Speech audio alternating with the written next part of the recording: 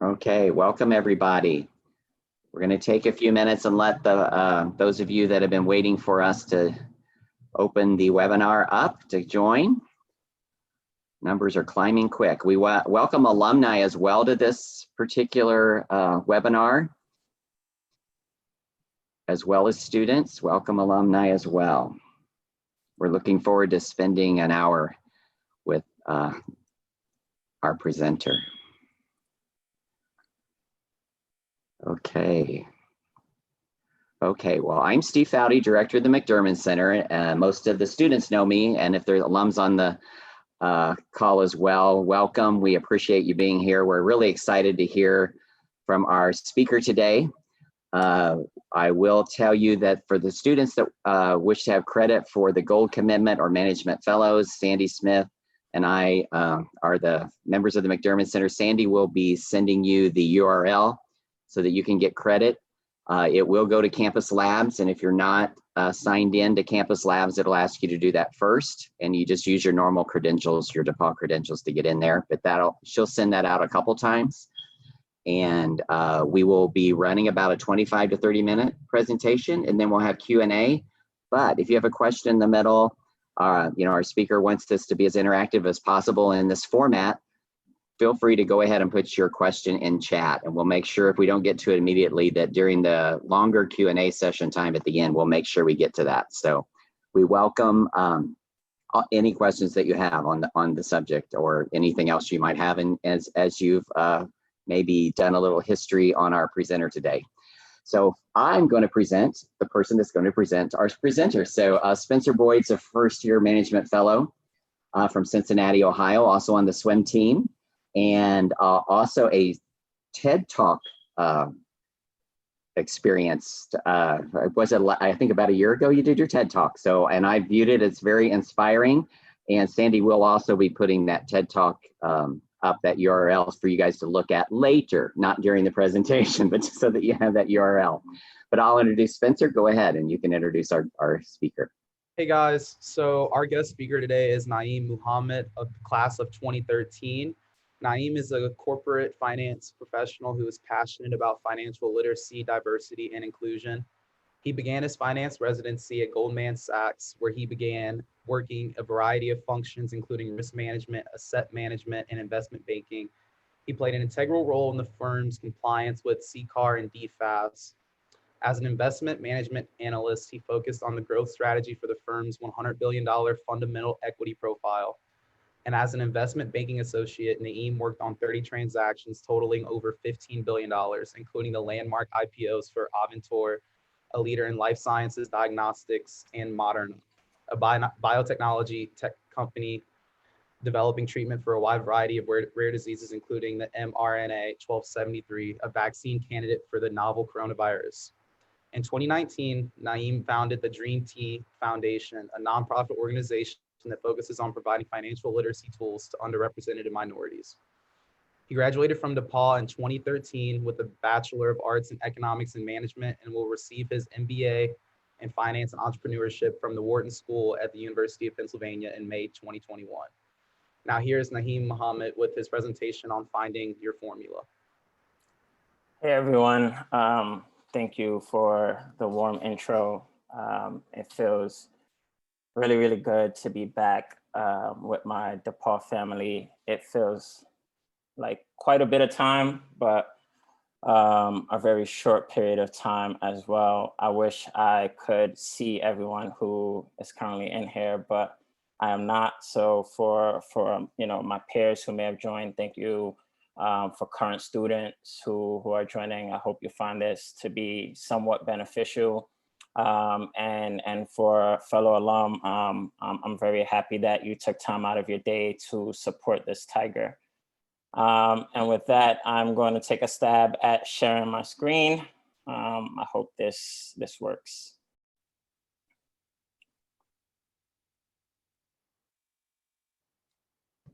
So yes, can you let me know if you can see this? All right, great. We can.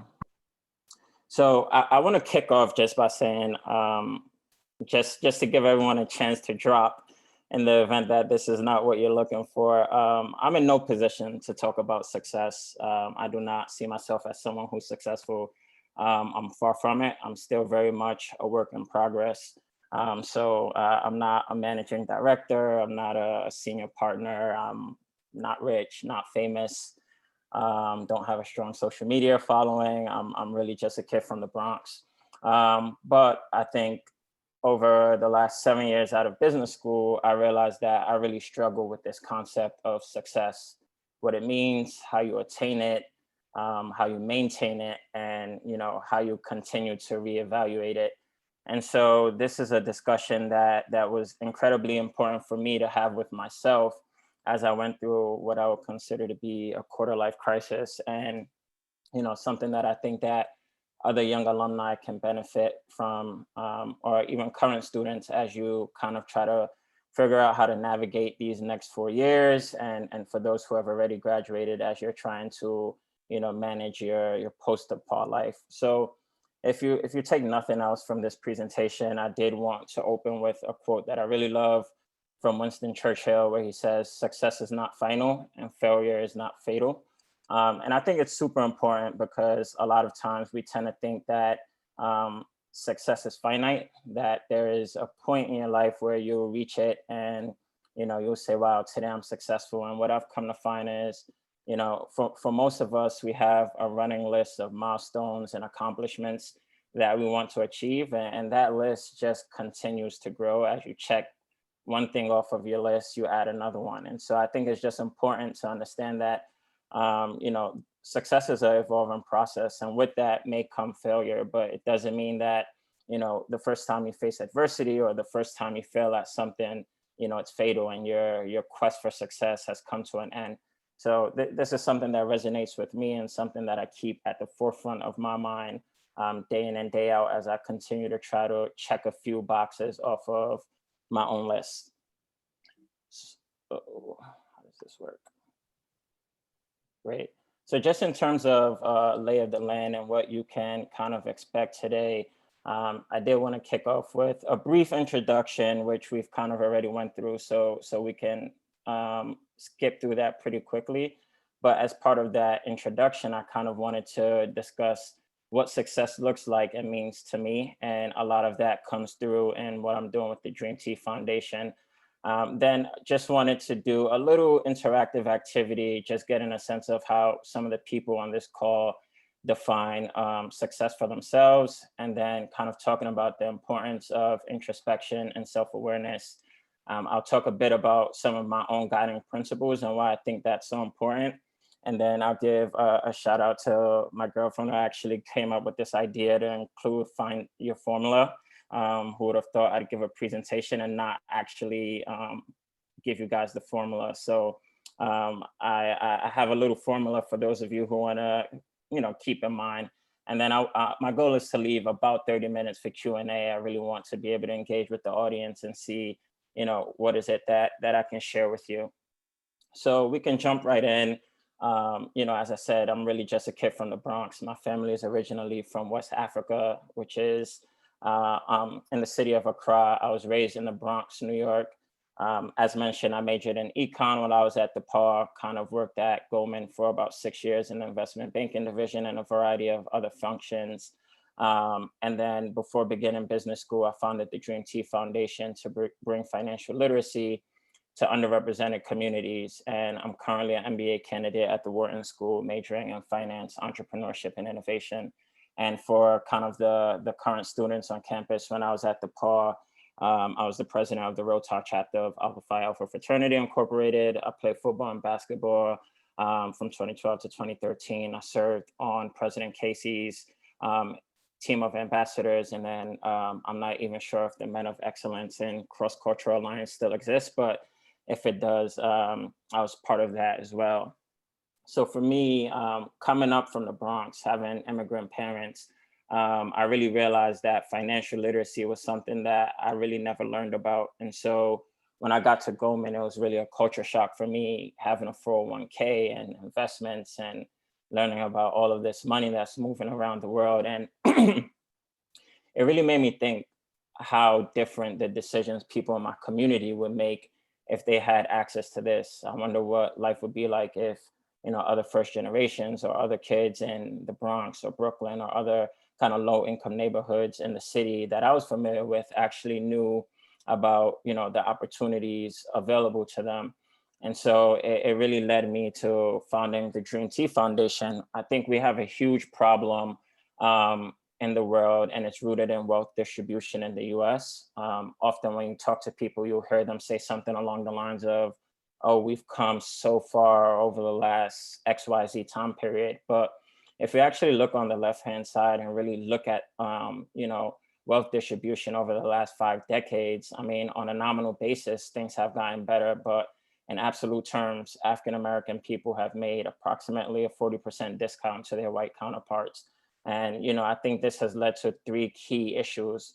The first, obviously, is that minorities are more likely to live in poverty. And so you see, 30 to 40% of Latino and African-Americans are living in poverty. And that's more than double the 14% rate that you see for some of the other ethnic groups. Second is this lack of financial literacy, which has led to what I consider to be a generational curse. That is, if your parents are living paycheck to paycheck and your aunts and uncles are living paycheck to paycheck, then, you literally have no one to teach you about financial literacy, because chances are your parents aren't financially literate. And, given the fact that financial literacy isn't something taught in schools, most of us don't learn it until very late in life. I just thought that it was super important for me to be kind of, the beacon for that change in my community. And I think it's contributed to the lack of diversity in financial services. So, in addition to being a banker and really, focusing on trying to get deals done, I think something I really take a lot of pride in is working with institutions on initiatives for diverse people. And, I think by increasing financial literacy, by exposing people to opportunities in the financial services early, we can really put a dent in this lack of diversity that we see. So I'll wrap up my discussion on the Dream T Foundation with this slide. This was kind of the key selling point for me. I did a survey of my high school peers, asking them what were the most popular products that they were using from 2005 to 2009 when we were in high school. And it was just impressive to me to hear, products such as the iPod Nano or Jordans or Xbox, foods people were eating, et cetera. And, these products all belong to a parent company. And if you invested in the parent company, you can see some of the returns that you would have received. And this is scaled to be prior to COVID, but you can see like investing in Apple return you almost 5,000% if you bought and hold the company back in 2009. And so, the genesis of the Dream T Foundation was never to kind of tell people, look, stop spending your money on products and invest, but it was to help people better understand trade-offs. And I think that's very important, helping people get a better understanding of the different ways that they can use their capital. And that manifests itself throughout a lifetime. It's not just high school, it's not just college. I've had peers here at Wharton or, other professionals that I've worked with throughout my career tell me, post-college, late 20s, early 30s, that they still don't know how to manage their money. They still don't know how to budget. They're still very much living paycheck to paycheck. And obviously some of that is as a result of circumstance, but obviously some of it is also as a result of planning. And so hopefully through the Dream T Foundation, we'll be able to, change that narrative going forward. So for me, success is a lot to do with, influence in my community. And just quickly right now, I was hoping everyone on the call, as many people feel the need to participate, kind of navigate it to your phone or browser and head toward this URL. And just, for me, in one word, how would you define success? So I'll just pause for a minute here to let people go, and we'll start to see some of that word association here as people start to respond.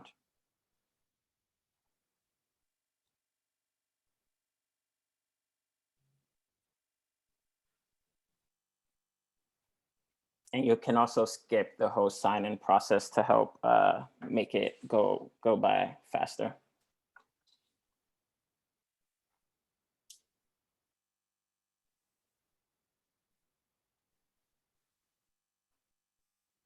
So we have someone said happiness. Happiness has come up multiple times. Influential.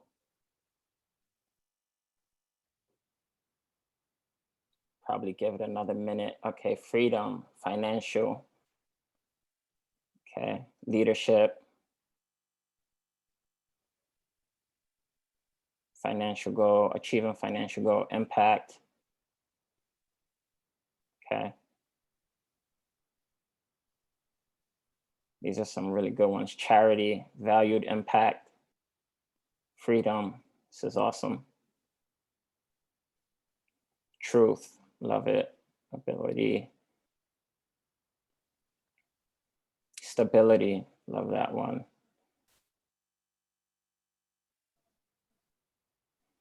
Okay, great. So I don't want to belabor this activity, but the reason why I did want to do this is to emphasize a very simple point, and it's the fact that success looks very differently to different people. And so, you know, a lot of times we discuss success as if it's some sort of monolith, that there's this one definition of success and everyone agrees on it, and you know, we all have to follow the same kind of path there.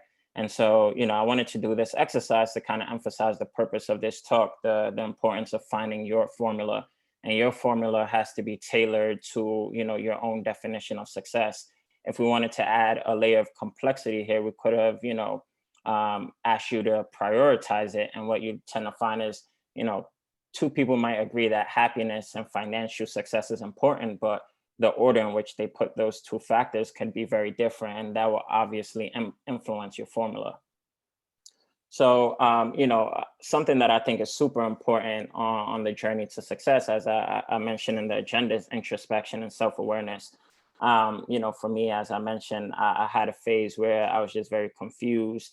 I felt like, you know, I wasn't achieving as much as I wanted to, and I couldn't really understand why that was. And you know, I did an MBA prep program through Management Leadership for Tomorrow, and they introduced me to this concept of introspection, which is the examination or observation of one's own mental and emotional processes. And what you'll find that, you know, through introspection, we're all different. We all have, you know, different influences that drive our desires, and those influences, you know, help us on our journey.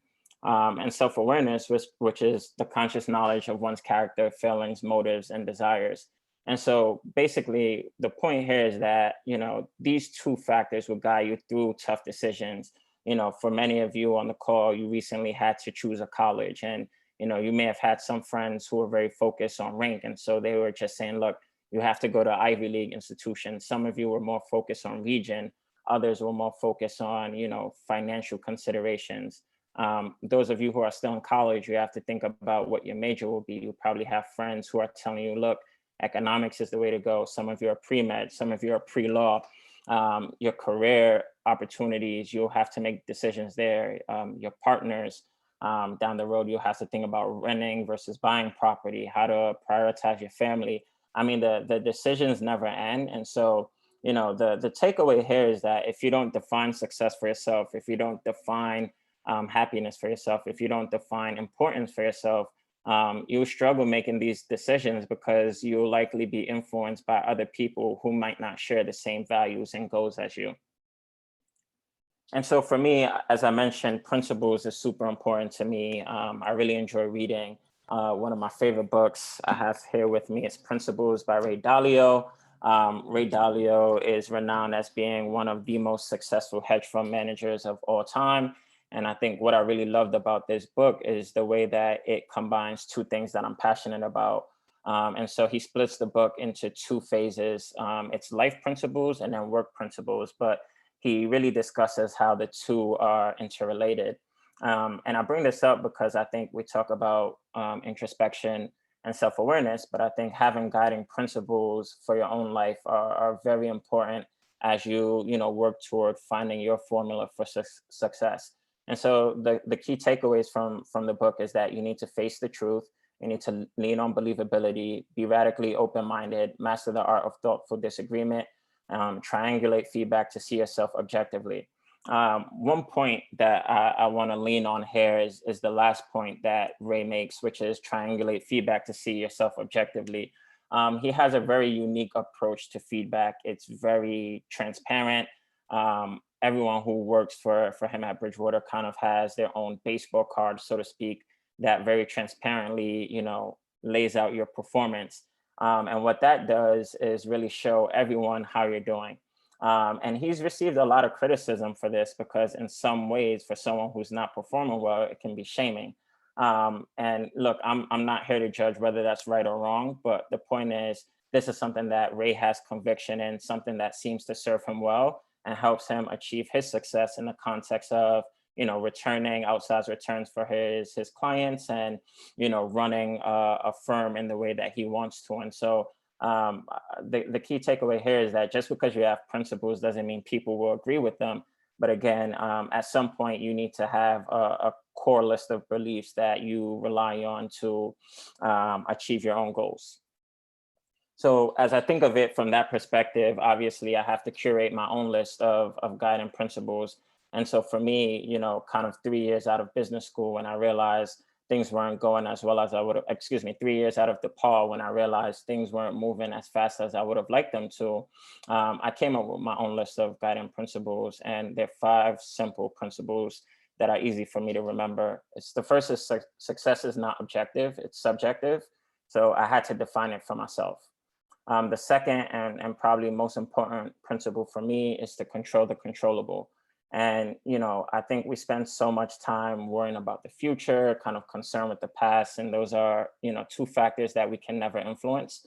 But the present we can. And so controlling your circumstances today is very important to me. Similarly, kind of focusing my attention and resources on the things that I can actually change is something that is paramount to me. My third principle is the compound effect of hard work. So, the hard work you put in today, you won't see the results today. You'll see it tomorrow, you'll see it next week, next month. But the key differentiator is consistency. So we often talk about compound interest. I think hard work works in the same way. If you work out, if you lift, if you're a student athlete, you realize that, your progress doesn't always show up immediately, but over time, if you continue to follow a regimen, if you continue to follow a routine, if you continue to work hard, you'll definitely see results. The fourth principle I live by is prior preparation prevents poor performance. And this is something that, one of my fraternity brothers pointed out to me a few years back. And I think it's incredibly important in everything that I do, every room that I'm going to step in. I spend a lot of time preparing, again, focusing on preparing for the things that I can control. So not necessarily trying to anticipate or predict what might go wrong, but really focusing on for what my game plan is, how I plan to address the situation, what are some things that I think I should know the answers to. And then if I end up in a situation where I don't have answers, I feel very comfortable saying, look, this is a really good point. I didn't really think of it that way, but let me come back to you. And the fifth is discipline. I think discipline is very important.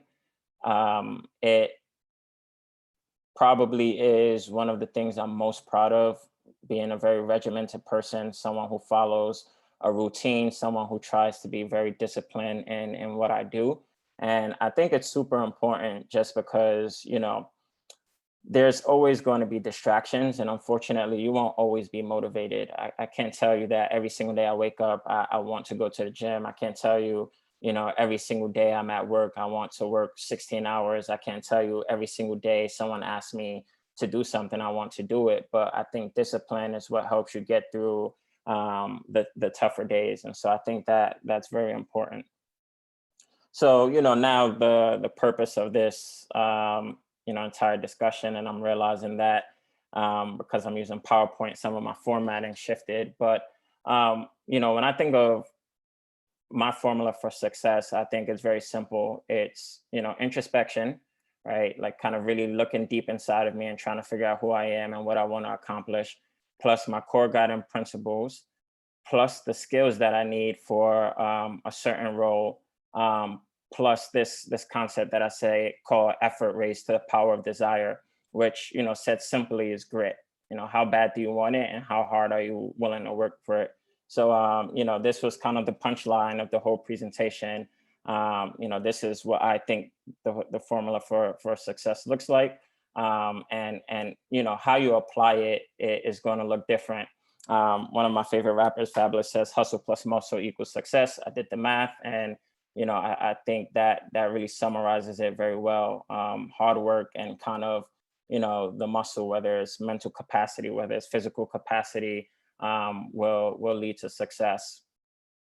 And the last thing I wanted to do is kind of walk through how that may have looked like for me, especially for the undergrad. So I'll navigate back to this first slide where kind of highlights the final product, right? Like you have, oh, he graduated from DePauw. That was the final product. He was a banker at Goldman. That was a final product.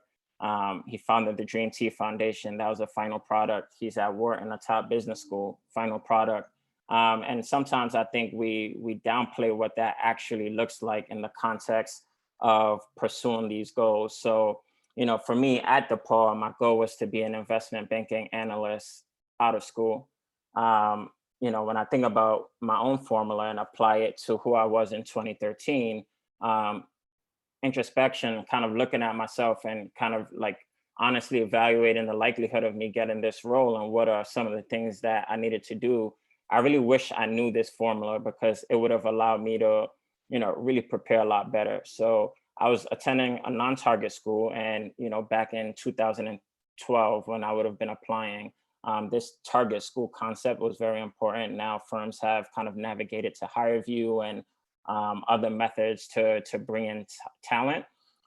So not necessarily as important, but I think back then that was something that I should have been more aware of so that I could have actually actively worked against it. I had a quote unquote non-traditional background. When I think about my principles, so in terms of introspection, those two factors were working against me. But because I didn't consider it, I didn't really have a plan to attack it. In terms of principles, I think back then it was pretty simple for me. Work hard, be friendly, show interest, prepare. So I think those things did work in my favor. In terms of skills, I don't think I did a really good job fundamentally understanding what the banking job entailed and what kind of skills I would have needed. So, I didn't have great market knowledge. I didn't have great modeling skills. I didn't have great transaction experience. I do think I had good internship experience, having worked in, corporate development at Amex and then consumer finance at Wells Fargo for my 2 summer internships. But in the context of banking, I think if I would have kind of taken this approach to really mapping out my capabilities across what they were actually looking for, it would have helped me much better. And then, my discussion on effort raised the power of desire or grit. I do think back then and still today, I had unmatched work ethic and insatiable desire to succeed. So the punchline here is I got rejected from banking, but I did accept a back office role at Goldman. And so the expectation of my career trajectory was that, I graduated from DePauw in 2013, kind of started banking at Goldman immediately, founded this nonprofit, and then went on to Wharton. But the reality of it is I was a good student at DePauw, not a great student. I was rejected from Goldman Investment Banking twice. When I finally did get an offer in investment banking after being an associate for a year and a half, I got demoted to analyst.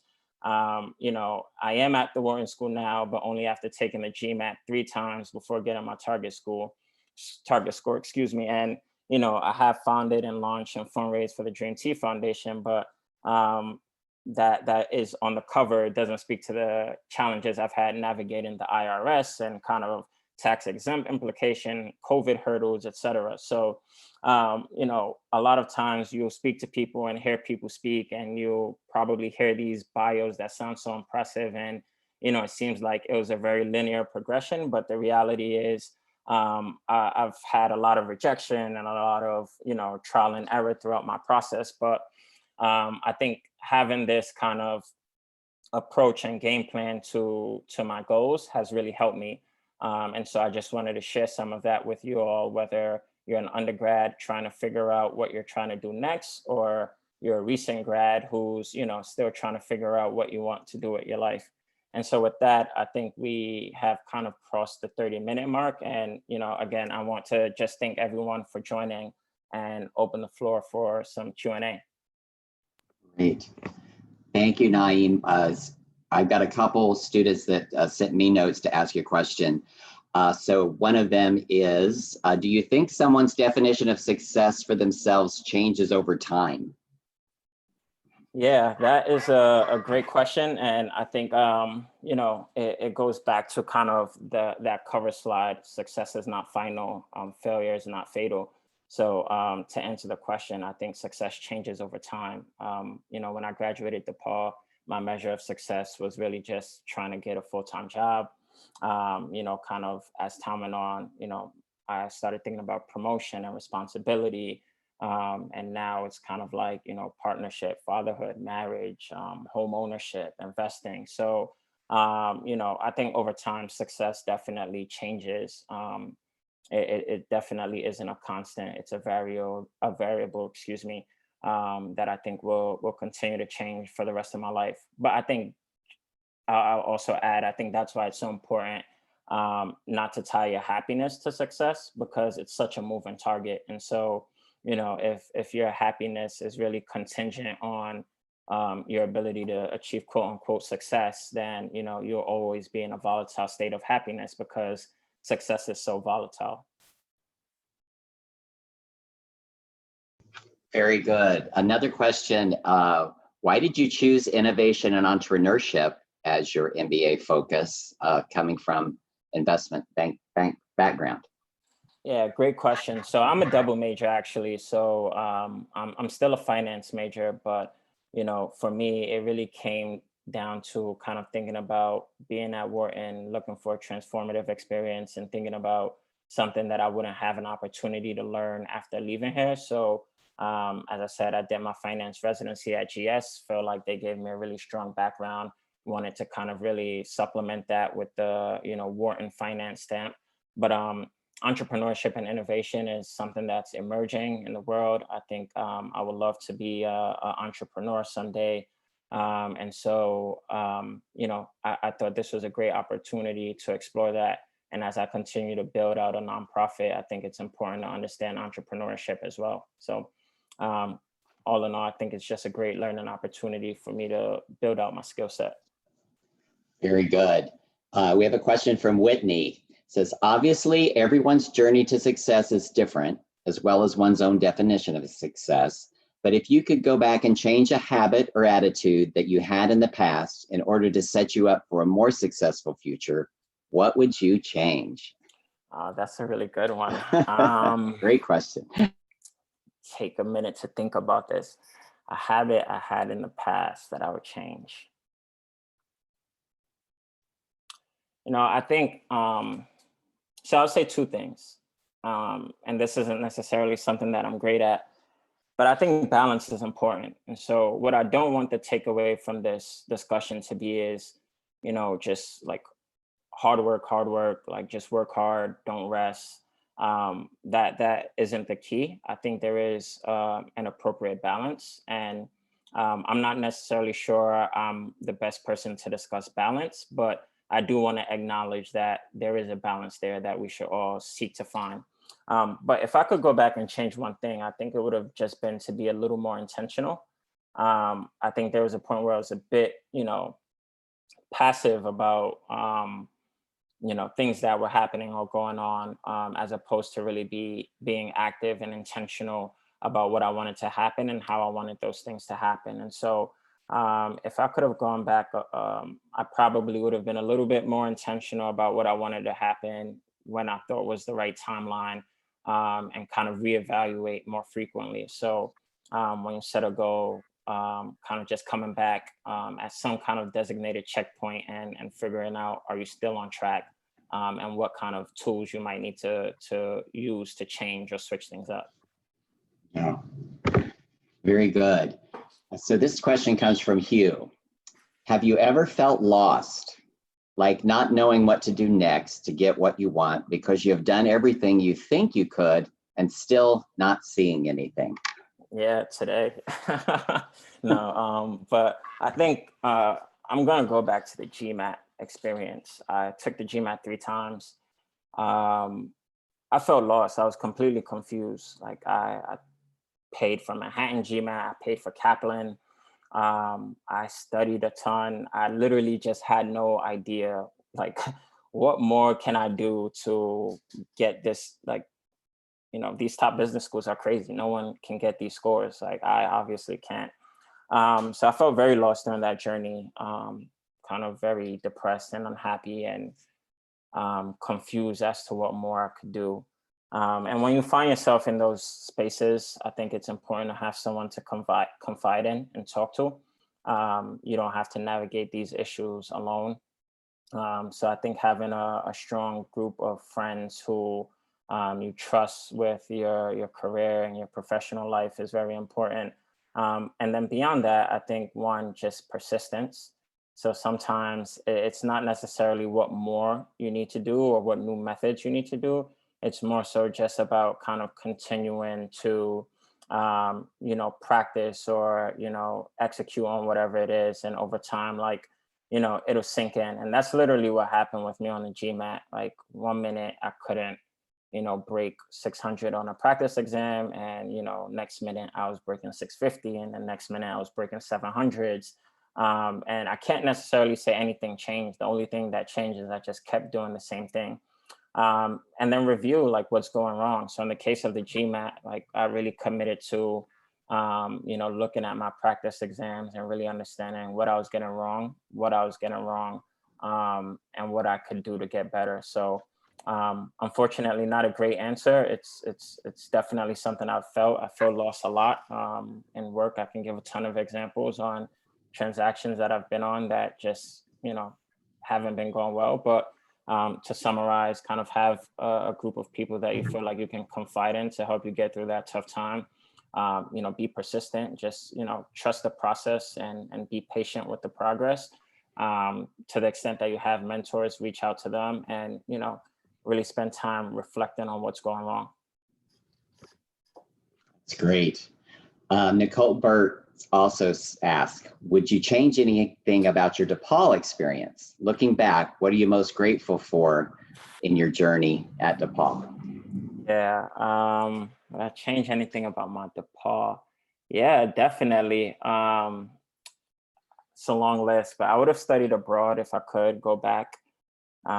It's a great opportunity to see the world. Obviously, in this COVID environment, I'm sensitive to the fact that we don't know when that opportunity, excuse me, will come back. But when I was in college, I really do wish I took advantage of that opportunity. I wish I would have explored just like people, Indiana, Greencastle, just being more open to kind of the environment that I was in. Coming from New York, I just felt like I needed to find a home base. And once I found a home base, I got very comfortable with those same group of people, kind of doing the same things. I wish I would have explored the opportunity to be in the Midwest a bit more.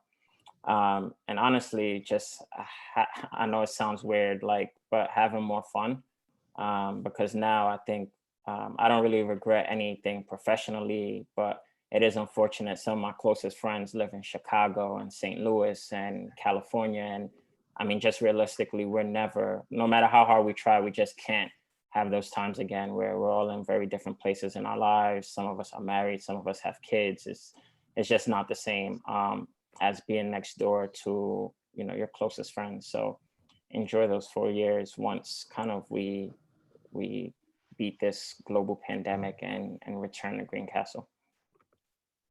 That's great. So we have an anonymous attendee says, have you ever felt discriminated because of your background, and how did you deal with those situations? Wow, I love this question. And if anyone, you know, knows me, you know, I'm gonna keep it too real.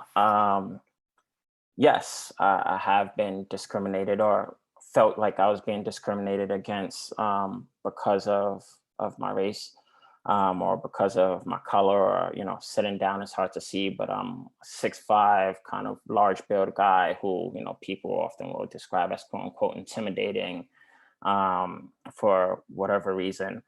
And honestly, I don't have a good answer for you. I'm sorry, but I still don't know how to navigate it. I still suffer and struggle with imposter syndrome. I still struggle with feeling like I have to work twice as hard. I still struggle with kind of feeling like, I can't make the same mistakes as some of my other peers make. I walk in boardrooms where I'm literally the only person who looks like me. So I don't have a good answer. I think for me, more than anything, it just fuels my fire. So when I walk into an environment like that, at work, I know I want to be the best in my class. Like, I'm going to be the top performer.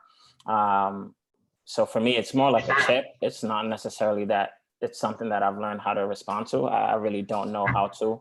I do hope that we can kind of navigate to a world where there's less discrimination and more of a meritocracy.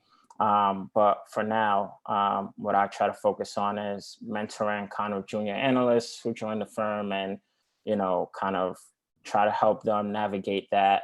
And for my own self, just like I grind, I'm going to give it 100. I'm going to hit home runs. And that's all you're going to be able to judge me on at the end of the day, because I'm doing good work.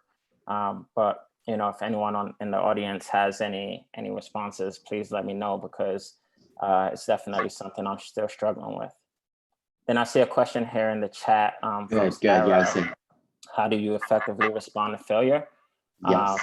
I think that's another great one. I think, again, I hate to sound like a broken record, but look, failure is not final. And I know I put it on my opening slide because I think it's so important. Like, it's not final. It's not the end of the world. It doesn't mean like you failed at life. It doesn't mean life ends today. It simply means that you failed at this stage. And like, whether you want to use a video game as an example, if you fail at a level, if you want to use a basketball game as an example, if you lose a quarter, like, just because you're losing this stage, you're failing at this stage, doesn't mean you failed at the overall goal. So I think that's something to keep in mind. It's a part of life. Like, everyone fails. Unfortunately, some people will antagonize you or make you feel bad about failing. But the reality of it is everyone has failed at some point. So another book for those interested that I'd highly encourage you checking out is Shoe Dog. It's probably my favorite book, but it's the story of Phil Knight.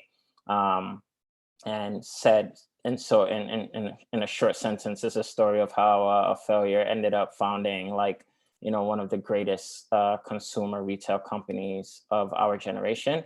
But like the whole journey to creating Nike was him trying different things and seemingly failing and making ends meet. So, when you face failure, but I also want to give a realistic account, which is like, it triggers an emotional response. I get super sad and down when I feel like I failed at something. So it's okay to acknowledge those feelings and, let that flow through. But, after that, it's important to kind of get back to the drawing board and figure out why you failed.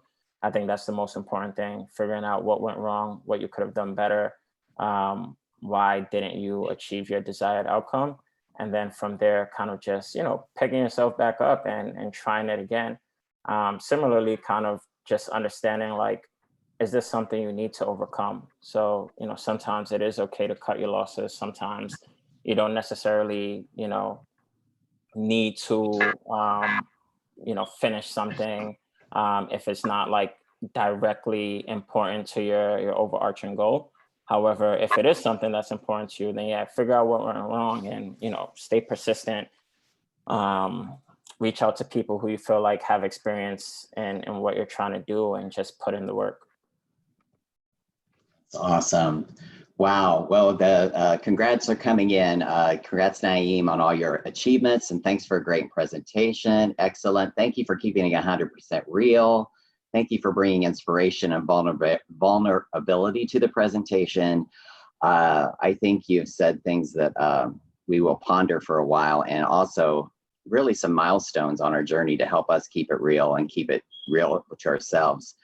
I have to credit Senior Betsy Beggs for this kind of final question. But if, we would love to have hosted you on campus and had you here in person where we could sit and meet with you afterward. But the next time you are on campus, what will you go to Marvin's and order? Oh yes, if I didn't get this question, I would have been incredibly upset. So first off, you got to get the GCCB. Like it has to be the GCCB. Then you got to get the ranch fries with the cheese sauce on the side. That's the big flex. And that's it. And if it's a late night, like post, festivities, then you have to get the thin crust pizza and share it with somebody's. But that is the Naeem special from 2009 to 2013. And if Marvin's delivers to Philadelphia, I am accepting. All right, we're gonna have to make that happen somehow. We've got to. Well, as you know, Leslie Smith says you are successful, Tiger proud. So we are Tiger proud to have you as a part of this presentation today. Sandy, anything else? Go ahead. JC says hello. JC, what's up? Some things never change out in Greencastle.